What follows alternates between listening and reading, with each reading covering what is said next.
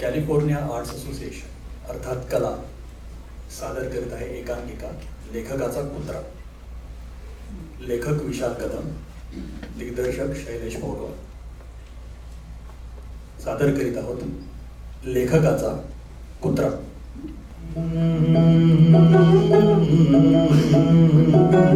कागज के दो पंख देखे उड़ा चला जाए रे, जहाँ नहीं जाना था ये वहीं चला हाय रे.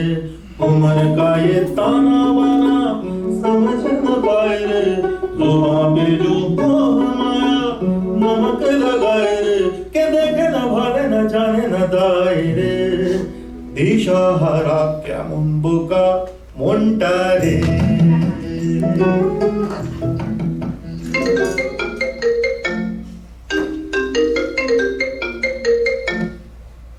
हॅलो. हा बोला ना सर. नाही तेच चाललंय. अहो हे काय आपल्या सिरियलचं काम चाललंय. उद्या संध्याकाळपर्यंत पाठवतो. हो उद्या संध्याकाळपर्यंत नक्की मेल करतो. साधारणपणे 250 एपिसोडचा पूर्ण आर्कच पाठवतो. म्हणजे चॅनल मीटिंग मध्ये बोलताना आपल्याला हा ओके. नाही आलो त्या नॉमिनेशन पार्टीला. 6 सिरियल चालू आहेत ना माझ्या. हो आलो. नाही नॉमिनेशन पार्टीला नाही आलो, कारण 6 सिरियल चालू आहेत माझ्या. अहो काय तिथं चॅनल ईपी वगैरे भेटले आणि आणखीन एखादी सिरियल गळ्यात मारली तर नाही म्हणता येत नाही ना. अहो ऑलरेडी इतका लोड आहे सध्या. हो ना. नाही उद्या संध्याकाळपर्यंत कुठल्याही परिस्थितीत पाठव. ठीक आहे. ओके. हा. हॅलो. कोण आपण? सर मी वलय माने. बरं मग काही नाही. काही नाही. अरे मग इथं काय कुणी पाठवलंय? मला अनिल सरांनी पाठवलं. नाटकवाले ते तुमचे मित्र अनिल देवल. देवलचं काय काम माझ्याकडे? सर संस्थेची फाईल आहे, तुमच्या सह्या हव्या होत्या. ऑडिटची फाईल आहे सर. ऑडिट? किती आहेत साहेब? फार नाही, 40-50 आहे. काय? 40-50 आहे. ठीक आहे, मी करून ठेवतो. तू उद्या संध्याकाळी. अहो ऐका ना सर, मला आज देऊ शकाल का सह्या?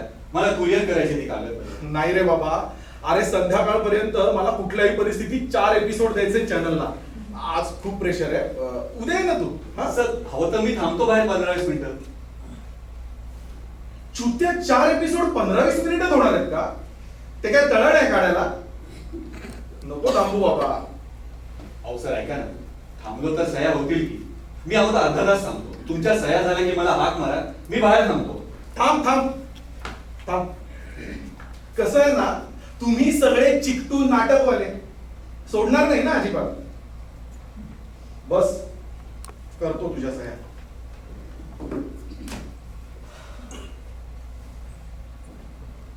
घर छान आहे तुमचं. काय? घर छान आहे म्हटलं तुमचं. नाव काय म्हणालास तुझं? वलय माने. वलय माने. तिथं टेबलवर कॉफी आहे ना? अहो सर खरंच नको, मी आताच घेऊन आलोय. तिथं टेबलवर जी अहो कॉफी. सर मी लाजत नाही, आपलंच घर समजतो. खरंच काही नको. अरे कधी झालं आपलं घर? आता आलायस ना, 2 मिनिटं झाली तुला. पाय खाली घ्या ती कॉफी भर आणि मला आणून दे. तुम्हाला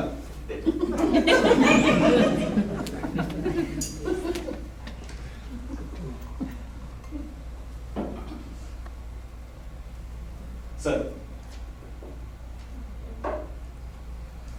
तुला पण हवी असेल तर घे. हो सर. नाही घे थोडी.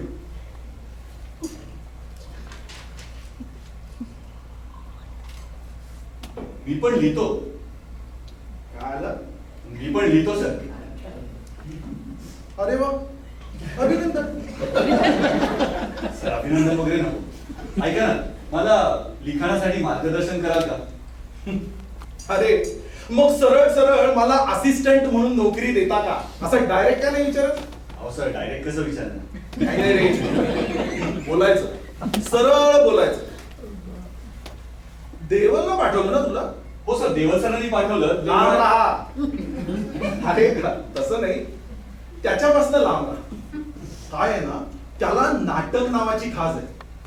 फार संसर्गजन्य असते बरं का ती, कोरोनापेक्षा सुद्धा डेंजरस. आणि त्याच्यावर उपाय नाही ना अजून. त्यामुळं देवल पासून लांब. हा हसो. हा काय मार्गदर्शन हवंय ना तुला? एक काम कर, हे जरा वाच. एक काम कर, मोठ्यांदा वाच. हो सर. वाचू सर? वाच. वैदेहीला 7च्या घराबाहेर काढायचं. 7ला फक्त 3 मिनिटं कमी आहे, म्हणजे तिचा पण मोडणार आहे. वैदेहीला बाहेर काढण्यासाठी सासू, सासरा, दीर, जाऊ सगळे मिळून तिला ओढतायत. वैदेहीच्या नवऱ्याला त्यांनी लिफ्ट मध्ये अडकवून ठेवलं. वैदेहीला ओढत ओढत दाराजवळ आणतात. घरातून बाहेर ढकलण्याचा प्रयत्न करतात. वैदेही पडते, पण घराच्या आतच. आता तिला पुन्हा उचलून घराबाहेर टाकणार, तो झुमऱ्यावरती फणा काढून नाग बसलाय. हो रे, तू वाच. सगळे नागाकडे बघतायत, नाग सगळ्यांकडे बघतोय. पण सर, नाग का बघेल सगळ्यांकडे? अरे नागपंचमीचा महा एपिसोड आहे. पण सर, अपार्टमेंट आहे ना, अपार्टमेंट मध्ये नाग म्हणजे मुद्दा तो नाही रे. दाखवायला काय, आपण अनाकोंडा सुद्धा दाखवू शकतो. पण लिखाणातलं कन्व्हिक्शन महत्वाचं. हा बर, तर हे असे एपिसोड असतात. ते रेकॉर्ड करून मी तुला ऑडिओ पाठवायचंय आणि मग डेव्हलप करून तू मला स्क्रीन प्ले लिहून पाठवायचा. ठीक आहे? अहो सर, काहीतरी गैरसमज होतोय तुमचा. माझा नाही, म्हणजे माझाच गैरसमज. मला नाटकाच्या लिखाणासाठी मार्गदर्शन. तुला काय सांगितलं ते कळलंच नाही का इतका वेळ? अरे बाबा, नाटक वगैरे गोष्टी असतात ना, त्या एका सर्टन वेळेनंतर सोडून द्यायच्या असतात. नाही, हे वाचलं मी. तू लेखक पण आहेस. यंदाच आपल्या संस्थेचं राज्य नाट्य स्पर्धेचं नाटक तू लिहिलं होतंस आणि ते पहिलं पण आलंय. पण ह्या पारितोषिकांमध्ये फार अडकायचं नाही बरं का. कसं आहे ना, कागदाला अहंकार चिकटला की त्याला सर्टिफिकेट म्हणतात. असलं भारी वाक्य आहे सर. बापूंच आहे ना? माझ्याकडे मुद्दा तो नाही रे. मुद्दा हा आहे की पारितोषिकांमधनं बाहेर पडा. काय उपयोग नसतो त्याचा. नंतर कोणी कुत्रे विचारत नाही. लेखक आहेस ना, पाहिजे तर ते युट्यूब वरती ब्लॉग्स बनव. आज काय सिंहगडावर गेलो, तिथे कॉफी छान आहे, आणखी कुठं बिर्याणी छान आहे. नाहीतर एखादं रियालिटी शो लिही. पण ते नाटक बिटक बंद कर रे सगळं. काही ठेवलेलं नाहीये त्याची. माझ्याकडे बघ, आज प्रत्येक प्राईम चॅनल वरती माझी सिरियल चालू आहे. कुठलाही स्लॉटला प्राईम टाइम वरती आपली सिरियल. मी मागेन तेवढे पैसे द्यायला तयार आहेत लोक. प्रोडक्शन हाऊसेस इथपर्यंत येतात, माझ्या दारापर्यंत. मी लिहितोय ना, म्हणून त्यांचा टीआरपी एवढा हाय आहे. मला ना हे टीआरपीचं गणितच कळत. म्हणजे काय करतात हे टीआरपी वाले? टीआरपी वाढवण्यासाठी हे असलं काहीतरी नागोबाचं गीत बसतात. मला ना हे फास्ट फूड सारखं वाटतं. ना यात फूड व्हॅल्यू ना न्यूट्रिशन व्हॅल्यू. देवलची वाक्य असतील नाही? अहो नाही सर. ए राज्य नाट्य स्पर्धेतल्या झाटू लेखका, तुझ्या वाक्यातली आणि देवलच्या वाक्यातली डेप्थ मला कळते. साला तो जळतो माझ्यावर. माझं यश खुपतंय त्याला.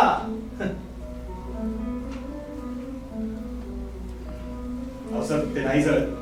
तुमची नाटकं तुमच्या एकांकिका अजूनही दिग्दर्शित करत असतात, आम्हाला सांगत असतात. मग हा उपकार करतोय काय माझ्यावर? अरे मुळात मी त्याला नाटक लिहून दिलं ना, म्हणून दिग्दर्शकाची ओळख झाली आहे त्याची. नाहीतर कोण कुत्र विचारत होतं रे त्याला? कधी त्याच्या तोंडावर सांगायची वेळ नाही आली, पण आज तुझ्या देखत सांगतोस. माझ्या मते तो या जगातला एक तद्दन थुकरट फालतू दिग्दर्शक आहे. काही कळत नाही त्याला नाटकाच्या दिग्दर्शनाबद्दल.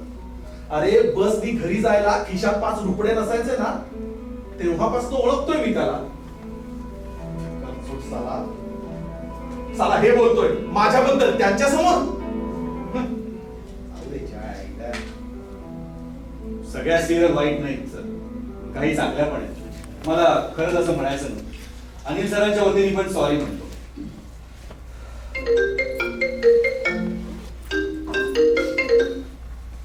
हॅलो, हा बोला. अहो झालं की त्या सुनंदाचं लग्न, आता तिचे डिवोर्स घ्यायची वेळ आली आहे. आता कुठं तिच्या लग्नाचा एपिसोड पाठव. हा नंदाच्या होय. तसं सांगायचं ना, दुसऱ्या सिरियल बद्दल बोलताय. अहो तुम्ही घ्या ना, घ्या लग्नाची तयारी करायला. मी रात्रीपर्यंत पाठवतोय. हो नक्की पाठवतो. ओके. हा सर आज सगळ्या सह्या करून मिळतील ना? करतोय मी सह्या. एक तर माझ्याकडे वेळ नाही. वेळेचं एक गणित बसवणं फार अवघड असतं बाबा. बरेच दिवस झाले मला वेळच मिळत नाही. देवलला भेटलो नाहीये, त्याचा काही फोन नाही. संस्थेत काय चालू असतं काही पत्ता नसतो. आणि तुम्ही अचानक येता ना ऑडिटची कामं घेऊन. आधीच इतका त्रास आहे डोक्याला नवीन नवीन गोष्टींसाठी.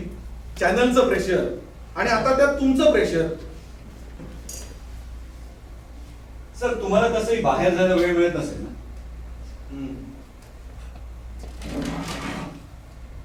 मग तुम्हाला नवीन नवीन विषय कसे सुचतात? काय चॅनल एखादा स्क्रीन प्ले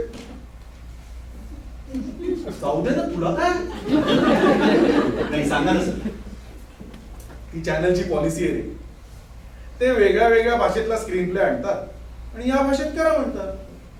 अहो इतर कॉपी झाली. चुत्तेस के रे? त्याला ते इन्स्पिरेशन असं म्हणतात. तर चोरी झाली सर. मूर्खेस का? मला सांग, पुलं चोर होते? नाही. अत्रे चोर होते का? त्यांनी लिहिलीच ना नाटकं, स्वैर रूपांतर. न सांगता उचललं ना तर चोरी असते, सांगून उचललं तर चोरी नसते. सगळं लिगल असतं. आदान प्रदान आहे ना हे. आमच्या भाषेतलं तुमच्या भाषेत, तुमच्या भाषेतलं आमच्या भाषेत. तरी पण आपण फसवतोय सर. आपल्या आजूबाजूला कितीतरी गोष्टी सुरू आहेत. आपण त्याच्याकडे जाणीवपूर्वक पाहिलं, शोधलं तर कितीतरी विषय सापडतील आपल्याला द्यायला. मला काय वाटतं माहितीये का सर, आपण या समाजाचं काहीतरी देणं लागतं. त्याचं जगणं, वास्तव, दुःख हे सगळं आलं पाहिजे आपल्या लिखाणातून. काय होणार आहे त्यानं? आपल्या लिखाणाला जिवंतपणा येईल. समाजाला एक दिशा मिळेल सर. तुमच्याच एका नाटकात वाचलंय, जगण्यातून येतं ते लेखन असतं, बघण्यातून येते ती फक्त नक्कल. 24 तास या एकाच खोलीत लिहित राहून तुमच्या लिखाणाला खोली येईल का सर? शोधतोस? राज्य नाट्य स्पर्धेचा लेखक शोधतोस. पण कसं ना मित्रा, मला फार भीती वाटते. सर चांगले विषय लोकांसमोर मांडायला कसले आले? हे जे लोकांना मी असं फाट्यावर मारतो. लोकांचं काय? मला भीती वाटतेय ना ती तुझ्यासारख्या सो कॉल्ड आदर्शवादी लोकांची. तुम्ही लोक ना लिखाणानं जग बदलायला निघालेले असता, क्रांती करायला निघालेले असता. पण तसं काय होत नसतं. लिखाणानं जग बदलणं सोड, पण स्वतःची ऐपत बदलणं इतपत किंमत पण कमवता येत नाही ना, तेव्हा कळलं. मी पण साला तुझ्यासारखाच होतो रे काही वर्षांपूर्वी. कुठेही जायचो, कुणालाही भेटायचो, स्वतःचं म्हणणं ठणकावून मांडायचो, रेटून बोलायचो. नंतर काय झालं? काही उपयोग नाही त्याचा. आपल्या मनात असतं ते कागदावर उतरवल्यावर शांत वाटतं, पण भूक लागल्यावर काय उपयोग त्या कागदाचा? आपल्या लिखाणाचं कौतुक करणारे, त्याच्यावर टाळ्या वाजवणारे सगळे पुढे निघून गेलेले असतात आणि आपण माग एकटे पडलेले असतो. सूट तर फार लांब. अरे मूलभूत गरजांचा झगडा सुरू असतो. वेळ. साला काही झालं ना, वेळ निघून जाते. ही वेळ जर निघून जाऊ द्यायची नसेल ना, तर त्याच्यावर एकच उपाय, पैसा. येस, पैसा. पैसा कमवायला शिक, बस. पैसा तो तर पाहिजेच की सर, ते कोण नाही म्हणे. पण मला सर लेखक म्हणून पैसा कमवायचा, असा सिरियलचा कारकून म्हणून नाही. काय बोलणार रे तू? कारकून काय कारकून? तुला काय माहिती रे मालिकांबद्दल, मालिकांच्या निर्मितीबद्दल, सुरुवातीबद्दल काय माहितीये तुला? मुळात का सुरू झाल्यात या मालिका? अरे 90च्या दशकात ग्लोबलायझेशनच्या नावाखाली तुमच्या घरात जे भूत शिरलंय ना, टेलिव्हिजन नावाचं, we were not prepared for that. आणि काय दाखवायचं होतं त्या टेलिव्हिजन वरती? आणीबाणी, बाबरी, भूकंप, दुष्काळ, अपघात. अरे 12-12 महिने जिथं लोकांना दुष्काळात जगावं लागत होतं, तिथं 24 तास त्यांना पुराची चित्र दिसली असती तर जगणं कसं होणार होतं त्यांचं? या सगळ्यावर उपाय म्हणून आल्या ना मालिका. तुमच्या त्या इडियट बॉक्सला मनोरंजनाचा अॅनास्थेशिया देऊन, तुमचं डोकं बाजूला ठेवून, तुम्हाला त्यात काही काळ गुंतवून रंगवून आनंदी ठेवता यावं म्हणून. त्यावेळची सामाजिक गरज होती ती. मालिकांना बोलतोय. तेव्हाच्या 4 तरी मालिकांची नावं माहिती आहेत का तुला? सॉरी, म्हणजे माझा अभ्यास नाहीये तेवढा. पण मालिका म्हणल्या तर मला वागळे की दुनिया आहे, भारत एक खोज, हम लोग, मालगुडी डेज आठवले. माझ्या बालपणीचा एक मोठा भाग होता तो. तेव्हाच्या मालिका आणि आत्ताच्या मालिका लायकी आहे का आत्ताच्या मालिकांची? मुळात तुझी काय लायकी आहे? तू कोण समजतोस कोण स्वतःला? तुला काय माहिती तेव्हाची कॉम्पिटिशन आणि आत्ताची, तेव्हाची कंटेंट आणि आत्ताची कंटेंट? कधीतरी लिहून बघ एखादी मालिका, बघ कळेल. किती प्रकारच्या सेन्सरशिप मधनं जावं लागतं, किती धारेवरची कसरत करावी लागते. एकेका प्लॉट साठी वर्ष राबत असतो. एकेका सीनवर, एकेका वाक्यावर दिवस दिवस खर्ची करत असतो. आता फार थोडा वेळ असतो, पण तरी सुद्धा रोज रात्री हजारो लोकांना आवडेल असा एक एपिसोड वेळेच्या आत तयार करून सबमिट करायचा असतो. त्यासाठी मेंदू सतत जागा ठेवावा लागतो, नजर चौफेर ठेवावी लागते. समाजात कुठं काय घडतंय, त्याचं रिफ्लेक्शन कसं दाखवायचं हे पाहावं लागतं. साला रोज रात्री एवढी कुटुंब हाताळताना स्वतःच्या कुटुंबाची सतत विचार करून करून ना मेंदू ब्लॉक होतो, तब्येत खराब होते. पण तरी सुद्धा कुठलंही कारण न देता आम्ही आमचं काम करत राहतो. या डेडिकेशन मुळे हे माध्यम इतकं यशस्वी आहे. बरोबर आहे तुमचं.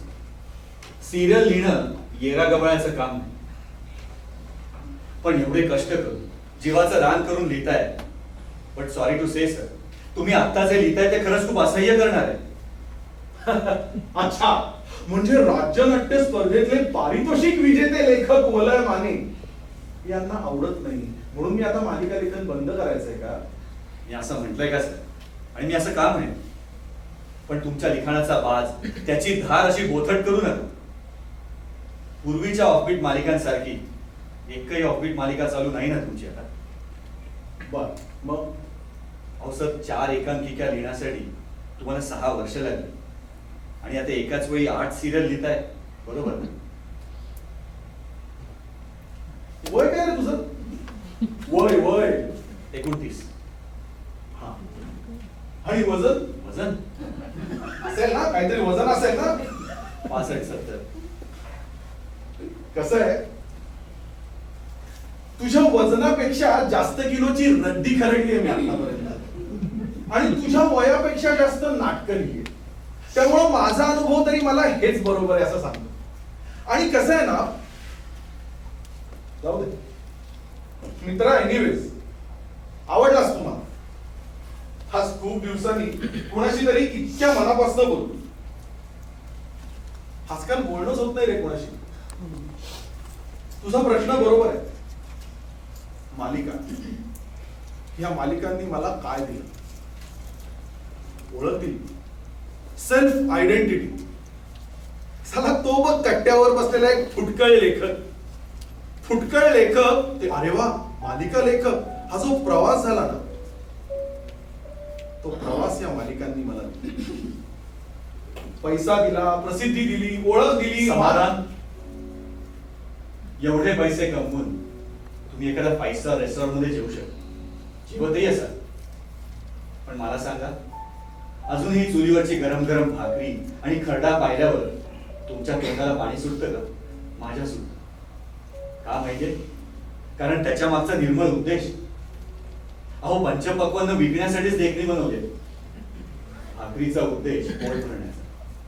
त्यांनी मन आणि पोट दोन्ही भरलं. एवढा पैसा कमवून तुम्ही खूप समाधान कमावलो, पण पैसा म्हणजे अखेर काय सर? कागदाचे काही तुकडेच ना? हो, पण कागदाचे असे काही तुकडे ज्यासाठी जगात कुठेच कचऱ्याची पेटी नाही ना तयार झाली. या जन्मात तरी गंधार सरांना बोलण्यात कोणी हरवू शकत नाही. मुळात तू का बोलतोयस?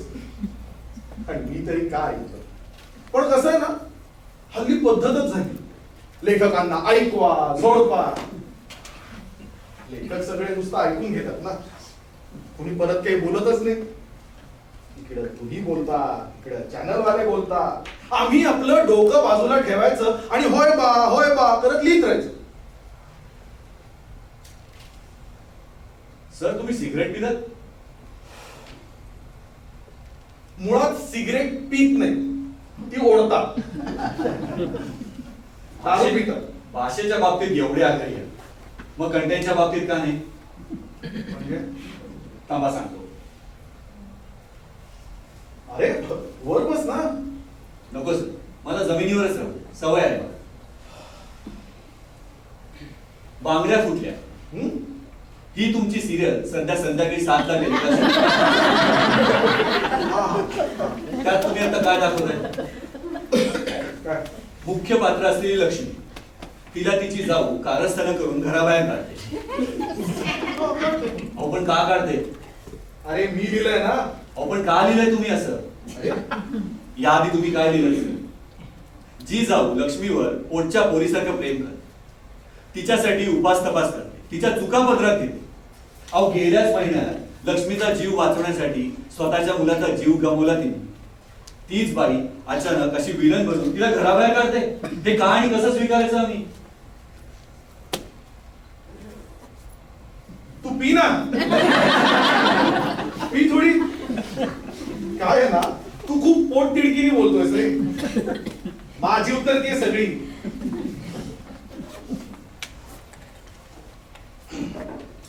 कसं आहे नाही, थांब, मी पण तुझ्या लेवलला येऊन बोलतो. हा,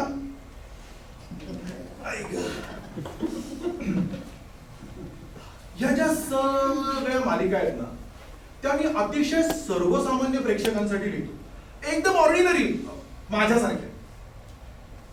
तुझ्यासारख्या सो कॉल्ड आईन्स्टाईन साठी नाही ना लिहिली. अरे मग तू नको ना मेंदूच्या घड्या वाढवू बाबा. कसं आहे, चॅनल, टीआरपी आणि प्रेक्षक हे सगळं जर टिकवून ठेवायचं असेल ना, तर मला असं लिहित राहणं भाग आहे आणि मी ते लिहिणार. सतत हाय टीआरपी असलेल्या मालिकांचं प्रेशर तुला काय माहिती? साला कधी कधी या प्रेशरमुळं डोक्याचा प्रेशर कुकर फुटतो का काय? शिट्टी तर केव्हाच वाजून गेली. जाऊ दे, तुला कळणार नाही बाबा आमचं.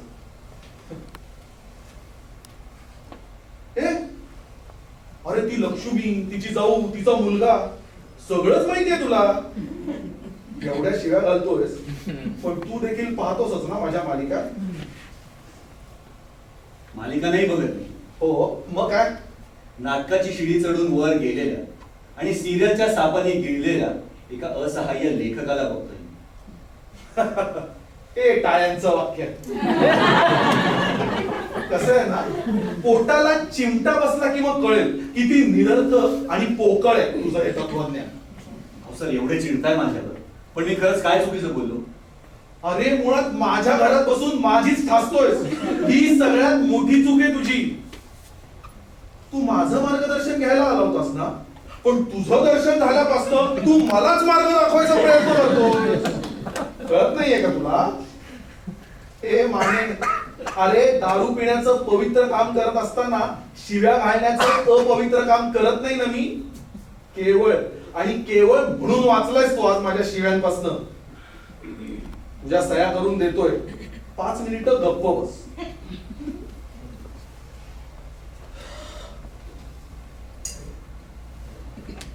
सॉरी सर, मला असं खरंच म्हणायचं नव्हतं. एक विचारू? नाही, राहू दे. विचार. काही नाही, जनरलच विचारायचं. अरे बाबा, जे काही general, non general, fictional, non fictional असेल ना, ते विचारून टाक. तुझ्या सगळ्या शंका संपवून टाकूया आज. तुमच्यामध्ये अभिजात लेखन म्हणजे काय? काय? तुमच्यामध्ये अभिजात लेखन म्हणजे काय? म्हणजे जे विकलं जातं ते. म्हणजे हे ना? मी दारू नाही पीत. हे रे, वाई शपथ नाही पीत. लेखक आहेस ना तू. हो, पण सर, लेखकाचा आणि दारूचा काय संबंध? वा वा, नाही कसा? दारू शिवाय सुचणार कसं तुला?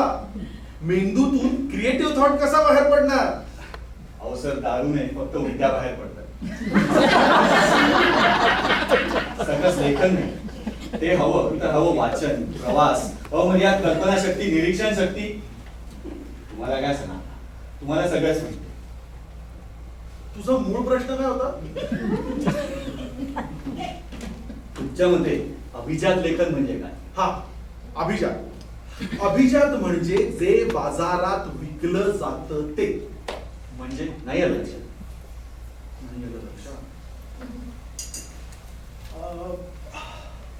हा, आपल्या सिरियलच्या दुनियेत प्रामुख्याने 3च गोष्टी विकल्या जातात. सांग कुठल्या? प्रेम. हा, त्याच्या मुळाशी सेक्स. अच्छा. अच्छा अच्छा नाही, थेट. दुसरं म्हणजे कारस्थान. सगळ्यांनाच आवडतं ते, विशेषतः बायकांना आवडतं. असं मी नाही, चॅनल म्हणून आपलं काय. आणि तिसरं म्हणजे विनोद. निखळ सर्वांनाच आवडतो तो विनोद. आणि आत्ता ह्याच्यामध्ये 2 गोष्टी नवीन ऍड झाल्या, अस्मिता आणि श्रद्धा. आता लेखक म्हणून ह्याच्यापैकी जे सर्वोत्तम जमत असेल ते लिहावं माणसानं. ते विकलं जातं, त्याची चर्चा होते, तेच अभिजात लेखन. भारी आहे सर. सेक्स, कारस्थान, विनोद, श्रद्धा आणि अस्मिता. गंधा सरांची पंचसूत्रीच झाली. आत्ता माझ्या लक्षात आलं. सिरियलच्या दुनियेत तुमची एवढी चलती काय? हे बाकीचे लेखक उगाच विषय शोधत असतात. सर, तुम्ही आमच्यासारख्या नवीन लेखकांसाठी एखादं शिबिर का नाही केलं? अहो, म्हणजे आम्हाला याचे शॉर्टकट कळतील.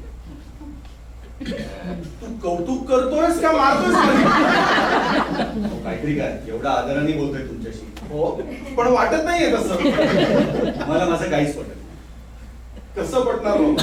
अरे एवढ्या शिव्या घालतोयस तू मगापासून मालिकांना. मुळात ज्यांना आवडत नसतील त्यांनी बघू नयेत ना रे. तुमच्या हातात रिमोट आहे, बदला की चॅनल. हो सर, पण हे तर असं झालं, मी नांगडा फिरीन. ज्यांना विकृत वाटतंय त्यांनी झाका डोळे. अरे मग ज्यांना वाटत असेल विकृत ते झाकतील ना डोळे. पण झाकतायत का? नाही. मुळात लोकांना हे हवंय म्हणून आम्हाला हे लिहावं लागतं. अरे मी लाख नैतिकतेचे कपडे घालीन रे, पण जिथे अख्खा समाजच नागडा फिरतोय तिथं कोणाला काय फरक पडणार आहे? वेगळ्या विषयांवर मालिका करा. आम्हाला वाटत नाही वेगळ्या विषयांवर मालिका कराव्यात. अरे पण स्वीकारल्या जात नाहीत ना त्या. लोकांना हे हवंय म्हणून आम्ही हे लिहितोय. It's demand and supply chain. उद्या जर मी खरं खरं लिहायला लागलो तर कोण बघणार आहे माझ्या मालिका? कीर्तनापेक्षा तमाशाला जास्त गर्दी करणारा समाज आहे आपला. आणि मुळात मालिकांचं मूळ उद्दिष्ट मनोरंजन आहे, प्रबोधन नाही. तुम्हाला जर प्रबोधन करायचं असेल ना तर बंद करा चॅनल आणि द्या की मुलांना पुस्तकं घेऊन. तुम्ही पण बसा त्यांच्या बरोबर वाचत. पण नाही, मालिकांबद्दल बोलणं सोपं आहे पण प्रबोधन मालिकांच्या थ्रू होऊ शकत नाही. पण नाटकातून तर होऊ शकतं ना. पण तुम्ही तर सर नाटकाकडे पाठच फिरवले आणि लोकांचं हे असं उथळ मनोरंजन करण्याची जबाबदारी तुमच्यासारख्याने आपल्या खांद्यावर का म्हणून घ्यावी. अहो, ज्यांची लायकी गंधर्व महोत्सवात गायची आहे त्यांनी पैसा मिळतो म्हणून ऑर्केस्ट्रात जायचं का गायला? जायचं कारण का माहितीये का, लेखकाला सुद्धा पोट असतं, त्याला सुद्धा घर असतं, त्याला सुद्धा जगण्यासाठी पैसा लागतो आणि तो असा तत्वज्ञान झाडून मिळत नाही ना. तो लेखकांना कसा कमवायचा? हो सर, पण असेही काही लेखक आहेत जे मालिका लिहित आहेत आणि नाटक आहेत. नाटकाचे नवीन नवीन प्रयोग होत आहेत.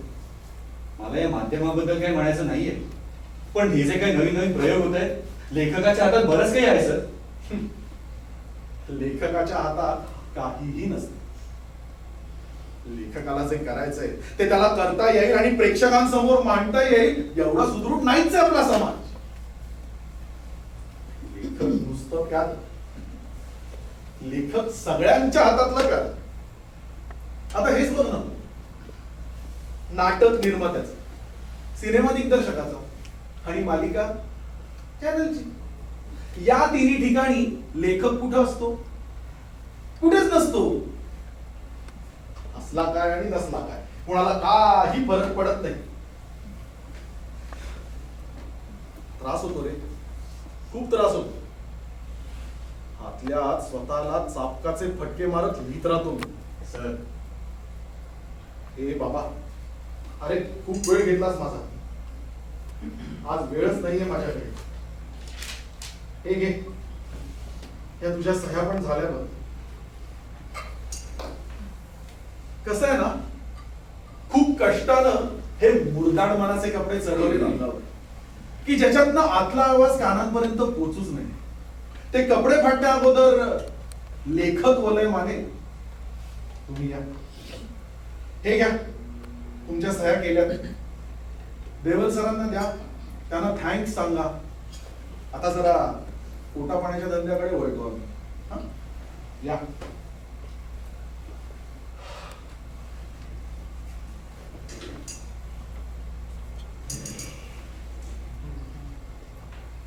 सर, मला तुम्हाला एक कविता ऐकवायची. काय?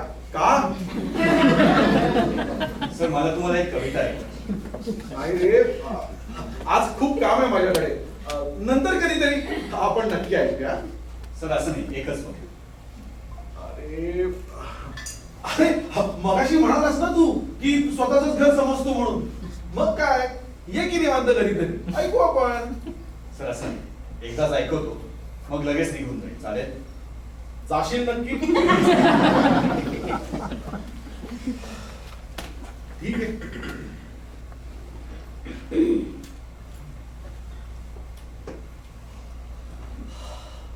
लेखकाचा कुत्रा झाला, जो फक्त भो भो करतो. काही दिसले वाईट की जोर जोरानं भुंकतोय,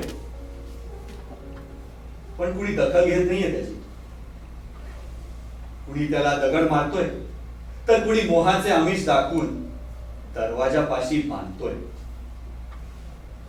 लेखकाने स्वाभिमानी, निर्भीड असावं असं लेखकच म्हणायचं कधीतरी. पण तोच लेखक आता पक्ष, संघटना, नेता यांच्या मागे लपतोय. हुजरेगिरी करत निर्लज्जपणे हसतोय. Stop it. बंद कर ही कविता, मला नाही ऐकायची. मला ऐकावी लागेल सर. लेखणी म्हणजे तलवार, अन्यायाविरुद्ध लढणारी. लेखणी म्हणजे मशाल, सत्याचा रस्ता प्रकाशवणारी. पण त्याच तलवारीने लेखक दुसऱ्यांची बुडं खाजवतो. मशालीवर सिगरेट धरून अविचाराचे धूर सोडतोय. लेखकाला राग आलाय कुत्रा म्हणल्याचा. तो बंड करतोय, निषेध करतोय, तो चवताळून उठलाय. पण त्याला दिसतेच त्याची दोर आहे संपादकाकडे, प्रकाशकाकडे, निर्मात्याकडे, त्याला जगण्यासाठी पैसा फेकणाऱ्या प्रत्येकाकडे. खरंच लेखक लाचार झालाय. लेखकाचा कुत्रा केलाय, भो करणारा. तू का ऐकवलीस ही कविता?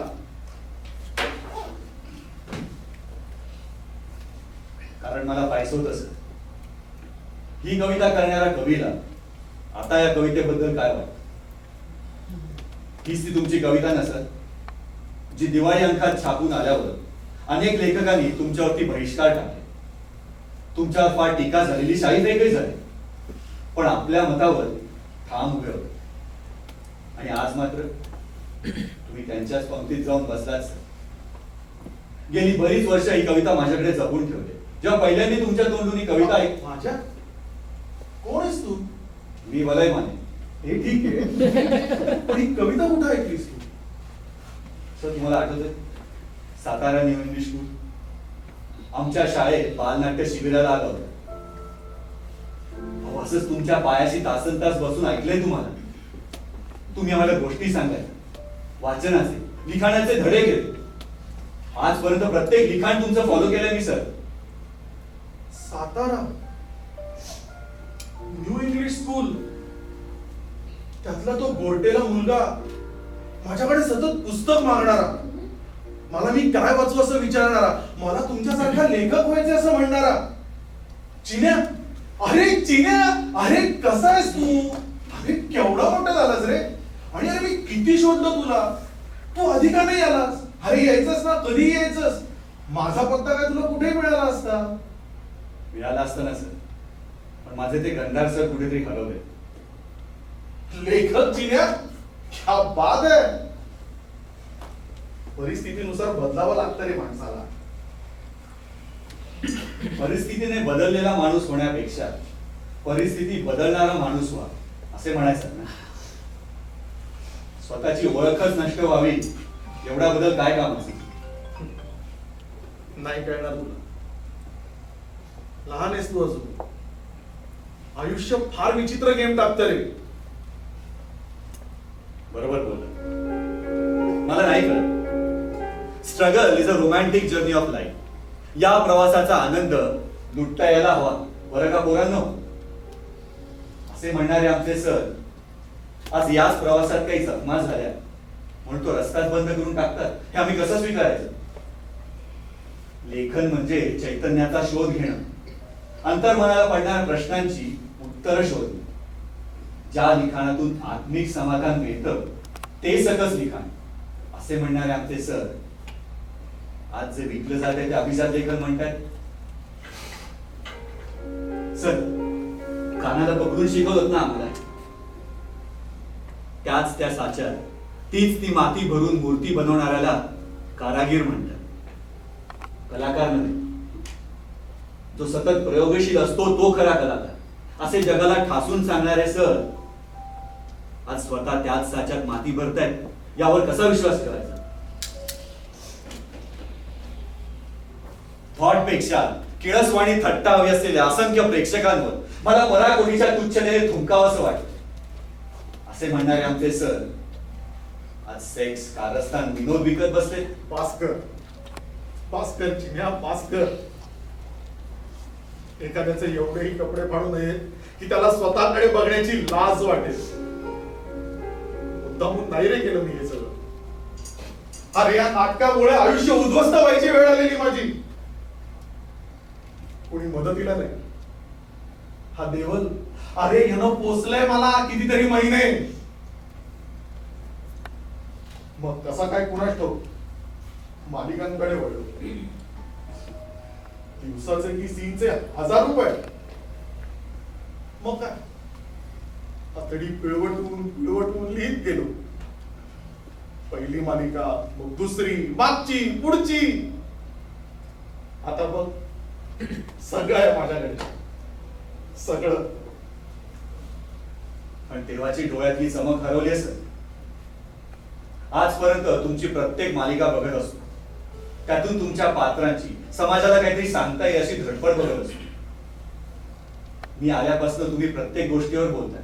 भाषा, डिक्शन तुम्ही कितीतरी शिकू शकता सर, पण तुम्ही स्वतःला असं या 4 भिंतीत कोंडलंय. नाटकाकडे परत या. मला माहितीये इथून जाता आणि संस्थेच्या ऑफिसमध्ये जाऊन रडत असता. हे हाड रडत बिडत नाही रे मी. हात जरा 2 पेग जास्त झालेत म्हणून. काही सांगू नका, आम्हाला माहितीये. आम्हाला आम्ही कोण? मी आणि देवल सर. तू आणि तुझा देव. ए, देवलनं तुला प्लॅन करून पाठवलं बरे माझ्याकडे? अहो नाही सर, मी तर फाईल घेऊन आलोय. मला वाटलंच होतं मला. चांगला गेम खेळलाय साल्याने. अहो नाही सर, असं खरंच नाही. थांब, आज ना त्याला त्याची लायकीच दाखव. अहो सर, मी तर फाईल आणली, तुम्ही सह्या पण केल्यात. ए जाटू, तू गप्प बस, कळलं ना? हॅलो, हा देवल, कुठेच रे तू? अरे तुझ्या अंगात हिंमत नाही म्हणून तुझ्या चेल्याला पाठवलं का माझी ठासायला? हा, पण एक गोष्ट लक्षात ठेव, साला तुझा नाही माझा चेला आहे तो. मित्र म्हणत असणार आहे स्वतःला, मग सांगायचं ना 4 गोष्टी चुकतायत, बोलायचं. असला कसला रे मित्र तू? नाही नाही नाही, तू कारण देऊच नको आता मला. हे बघ, ऐकून घे, तू जर डिरेक्शन करायला तयार असशील ना तर हातातल्या 2 मालिका बाजूला ठेवतो आणि तुझ्यासाठी नाटक लिहायला घेतो. अरे मला हवाय तुझ्यासारखा फालतू दिग्दर्शक. अरे म्हणूनच तुला फोन केलाय ना, तुझ्यासारखा टुकार दिग्दर्शकच पाहिजे नाटकाला.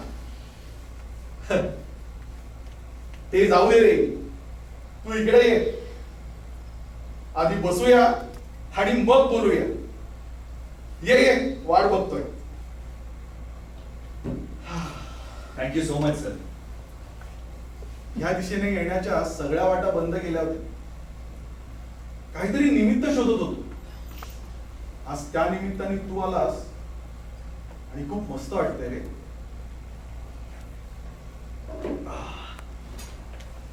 तुझ्यामुळे का दारूमुळे माहित नाही माने, पण खूप भारी वाटतंय. जाम भारी ट्रिप झाली आजची. Thank you, thank you so much. अहो सर, थँक्यू वगैरे नाही. अहो तर 2 शिव्या घाला, त्याही ओळ्या म्हणून स्वीकारे. ए भडव्या,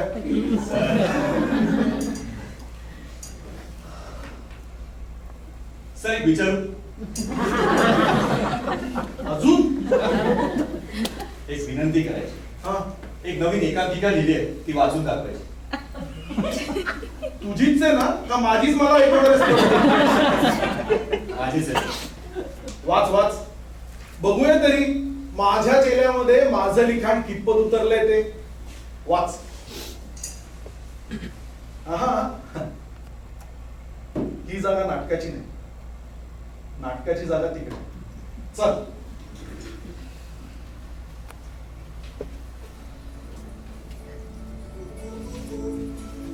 वाचू सर?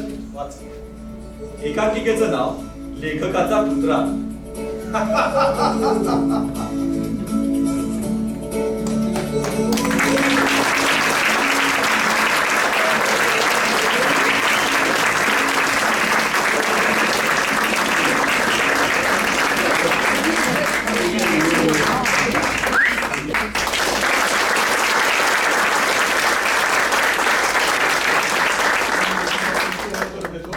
गंधार तेजस कानेटकर. सौरभ गोडसे.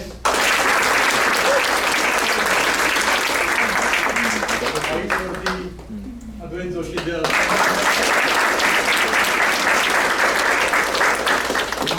होतं. आणि आमचे दिग्दर्शक शैलेश पोळवा.